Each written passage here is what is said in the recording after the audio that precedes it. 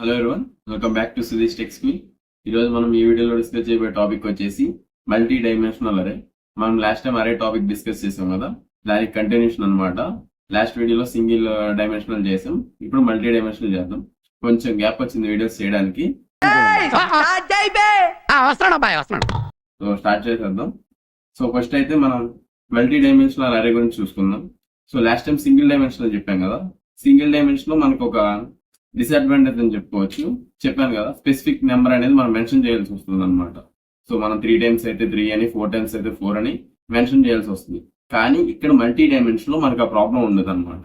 So ఎన్నైనా arrays అనేవి మనం ఎగ్జిక్యూట్ చేసుకోవచ్చు. సో అవి ఎలా అనేది చూద్దాం.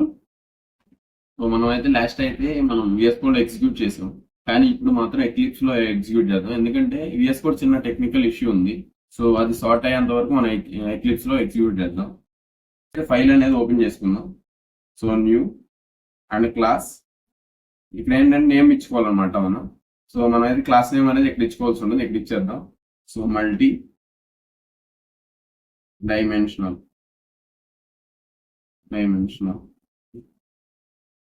పబ్లిక్ అనేది ఆన్ చేసుకుందాం. ఓకే, మల్టీ డైమెన్షనల్స్ ఇచ్చేద్దాం. ఎల్ఎస్ ఓకే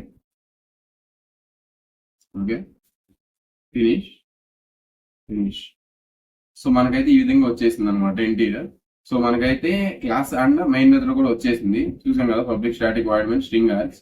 సో ఎక్కడైతే మనం అయితే so int array bracket another brackets, ఎందుకంటే రోస్ అండ్ కాలమ్స్ కాబట్టి, స్పేస్ రోస్ అండ్ కాలమ్స్ కాబట్టి 2 ఇచ్చాం, is equal to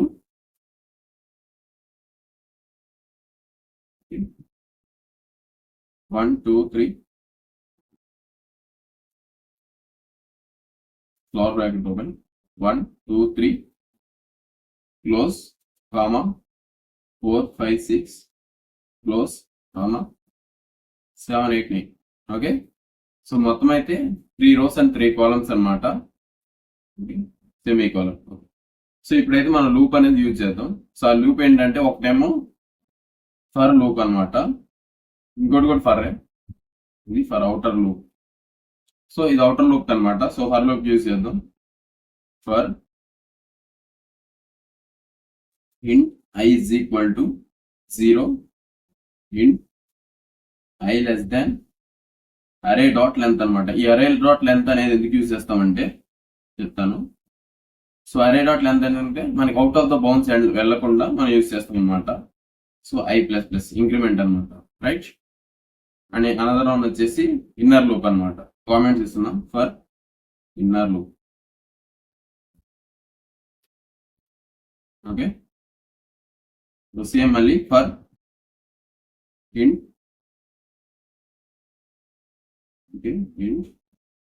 j is equal to 0,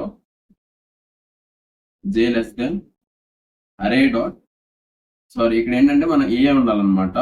అరే I is equal to 1 అనమాట. So I length, I dot length. Okay, same equal j++ increment అనమాట. Okay, అర్థమైంది కదా ఇక్కడ వరకు. సో చూడండి, ఓకే ఓకే. సో మనం ప్రింట్ స్టేట్మెంట్ ఇచ్చేద్దాం. సో అది వచ్చేసి system dot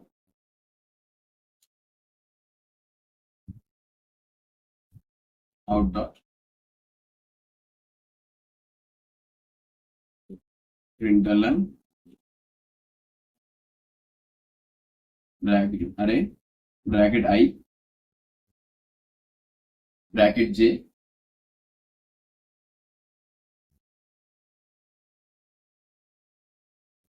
plus inverted commas open space.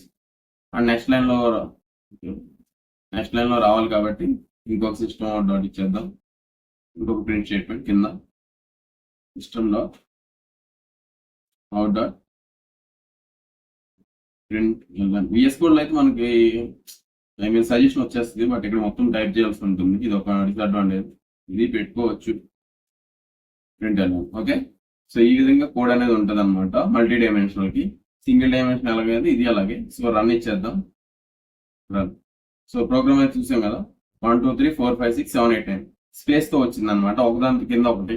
So ఆ స్పేస్ పోవాలి అంటే మనం ఏం చేయాలంటే ప్రింట్ ఎల్ఎన్ ఉంటుంది కదా, సో ఈ ప్రింట్ ఎల్ఎన్ అనమాట, ఇది తీసేస్తే సరిపోతుంది అనమాట. ఓకే, సో అది తీసేద్దాం. ప్రింట్ ఎల్ఎన్ తీసేసాను. సో ఇప్పుడు చూద్దాం ఏమవుతుందో.